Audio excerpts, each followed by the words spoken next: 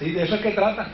O sea, el Estado es el que no puede asumir una postura religiosa. Es el Estado. Pero no es que la Iglesia no pueda intervenir. O sea, es el Estado, la separación de Iglesia y Estado lo que va a impedir.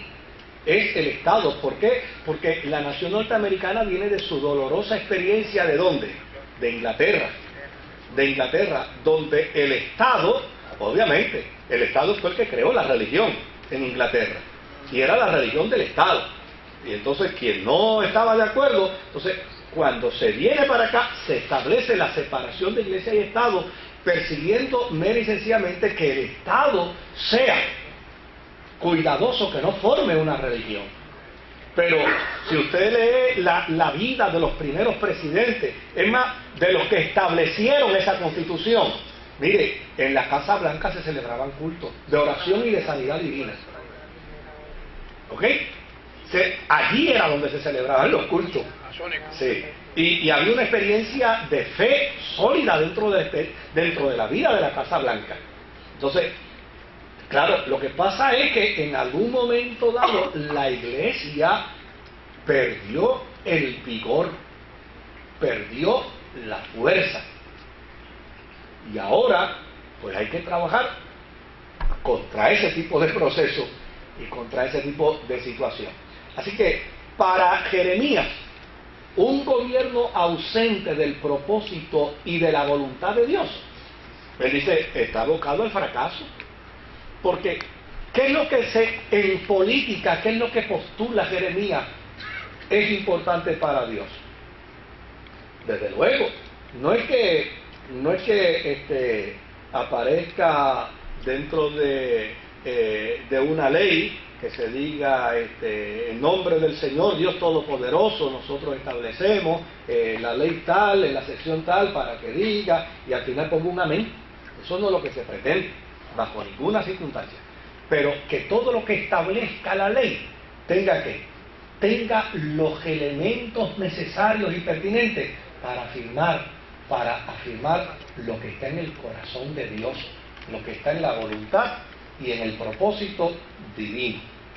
Claro, hoy en día hay muchos especialistas que están de acuerdo en afirmar que en cuanto a la política y la economía de las sociedades van hacia el fracaso.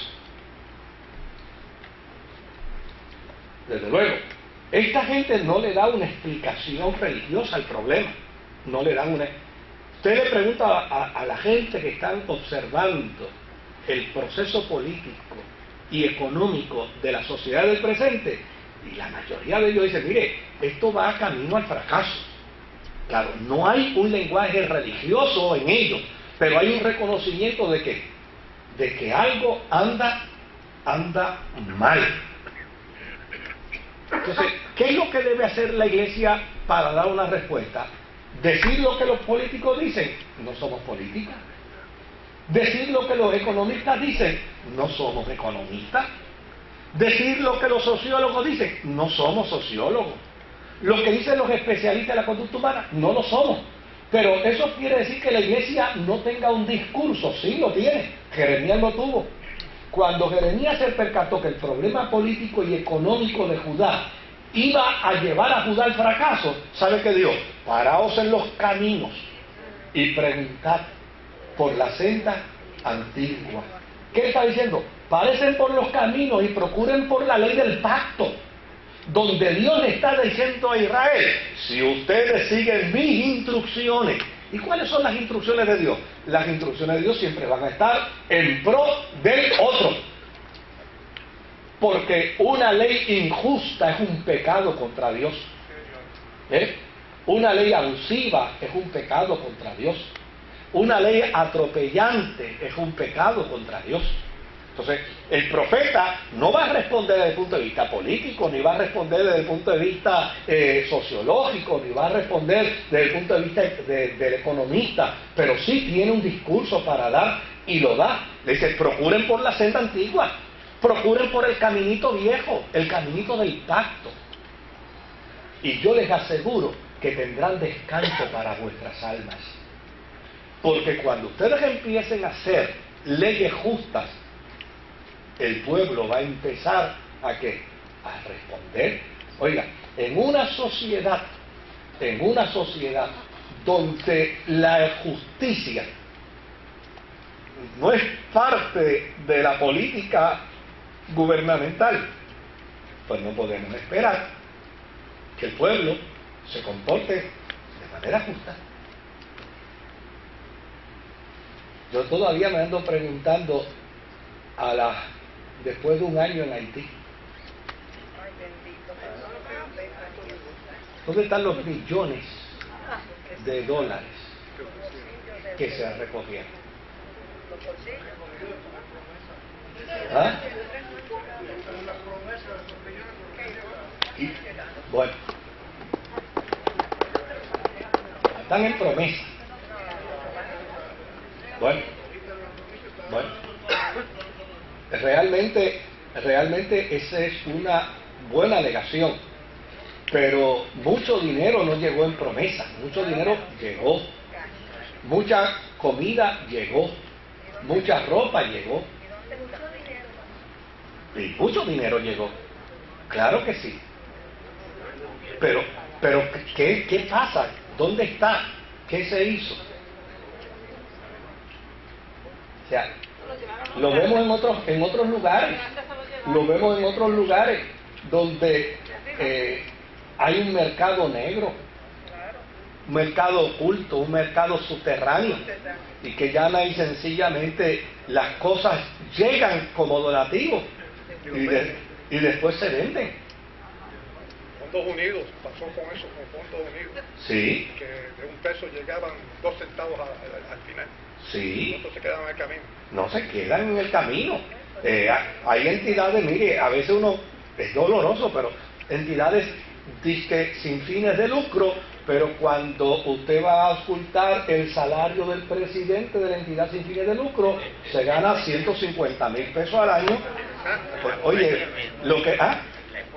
Y la esposa 100,000, y fulano y el otro, y el hijo y el otro, y cuando viene a ver, oiga, le entraron $1,000,000 al año y $700,000 se fueron en salarios y en beneficios. Y uno dice, pero qué cosa más injusta, qué cosa más inmoral. O sea, ¿hasta dónde puede llegar? Pues esta es parte de la voz profética que tiene que levantar la iglesia. Ajá. Sí. 5 millones. De eso es que se trata. Ahora, no es que la iglesia se involucre en un discurso político. No. Es que la iglesia político partidista. Es que la iglesia se involucre en un discurso del arte del bien gobernar. ¿Verdad?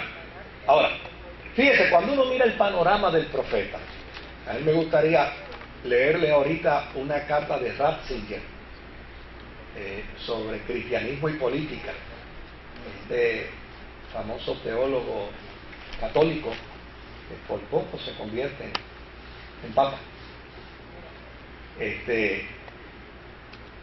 Cuando uno ve el panorama del libro del profeta Jeremías, lo primero que uno ve es al profeta llamando al pueblo y a sus gobernantes al arrepentimiento.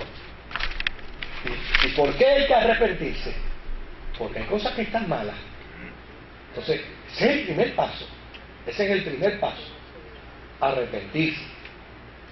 Pero cuando uno ve las actitudes a veces políticas y de los políticos, bueno, nosotros hemos tenido la experiencia en los últimos años de políticos que los han matado en la raya diciendo que son inocentes, y tienen, oiga, hay un van de Silán de evidencia contra ellos y son inocentes y las evidencias llueven y juran por quien tengan que jurar que son inocentes. Entonces, primero el profeta le dice, no, aquí hay que arrepentirse de las cosas malas que están haciendo. Luego los denuncia por la conducta que Judá ha tenido y les anuncia el cautiverio. Pero fíjese qué interesante que el anuncio de Jeremías como profeta anuncia el juicio, pero contrario a Jonás, que desea que el juicio venga, él dice, pero yo les puedo decir cómo se pueden escapar del juicio. Él dice, mira, ustedes se escapan fácil del juicio si en lugar de juntarse con los egipcios, se juntan ¿con quién? Con los babilonios, y ustedes se salvan del juicio. Pero ellos eran tan tercos y tan tercos que el profeta podía haber quedado ridículamente mal. Pero él lo que quería era la salvación de su nación, la salvación de su pueblo. Dice, yo les voy a decir a ustedes cómo ustedes se escapan del juicio. Ustedes se juntan con los babilonios y se escapan del juicio. Yo quedo mal, no importa. Pero aún así, el pueblo decía, no, con Babilonia no, con Egipto sí. Luego le presenta algunas profecías. Inclusive hay un escenario del profeta donde él aparece amajado con cadenas. Se tira un montón de cadenas por el cuerpo y dice, así ustedes serán llevados a Babilonia. Pero aún así, los sacerdotes le dicen a los reyes de Judá, mira, déjanos bregar con el loco este. Nosotros nos encargamos y lo vamos a meter preso. Y lo metieron en la mazmorra, lo metieron en el cepo. Salía de allí y se levantaban con la misma verdad. Un falso profeta los reta y dice, vamos a ver si es verdad, yo te voy a profetizar. Él acepta el desafío del falso profeta y llana y sencillamente el pueblo no se convence. Procuran destruir sus escritos. O así, el rey procura destruir sus escritos. Los príncipes de Judá lo arrojaron a un pozo lleno de escoria. A ver si se muere allí. Pasados los días lo sacaron y de allí se levanta para volver nuevamente a irse como profeta. Y lo único que él le dice a Sedecías el rey, mira chico, ríndete a los babilonios. O sea, este es un profeta extraordinario. O sea, a mí me hubiera pasado la vida de esto. ¿Ustedes quieren candela? Cojan candela. Dios los destruya. Todavía él va y le dice al rey, mira, es rendición, ríndete a Babilonia. Yo quedo mal como profeta, pero el pueblo se salva. Ahora, si vamos a Jeremías capítulo 20, vamos a ver aquí algunos de los planteamientos que hace el profeta y de las vivencias que él sufre. Dice, cuando el sacerdote Pasur, hijo de Imer, que era el oficial principal de la casa del Señor, oyó lo que Jeremías profetizaba, mandó que golpearan al profeta Jeremías y que lo colocaran en el cepo, ubicado en la puerta alta de Benjamín, junto a la casa del Señor. A la mañana siguiente, cuando Pasur liberó a Jeremías del cepo, Jeremías le dijo, el Señor ya no te llama Pasur, sino terror por todas partes. Ese es el nombre que Dios te ha puesto. Porque así dice el Señor, te voy a convertir en terror para ti mismo y para tus amigos, los cuales caerán bajo la espada de sus enemigos. Y tú mismo lo verás. Entregaré a todo Judá en manos del rey de Babilonia, el cual los deportará a Babilonia o los matará a filo de espada. Mire, además pondré en manos de sus enemigos toda la ciudad, toda la riqueza de esta ciudad, todos sus productos y objetos de valor y todos los tesoros de los reyes de Judá, para que los saquen y se los lleven a Babilonia. Y tú, Pasur, irás al cautiverio de Babilonia junto con toda tu familia. Allí morirás y allí serás enterrado con todos tus amigos a quienes les profetizabas mentiras. Me sedujiste, Señor. Aquí cambia el mensaje, aquí cambia el discurso. Aquí ahora es un hombre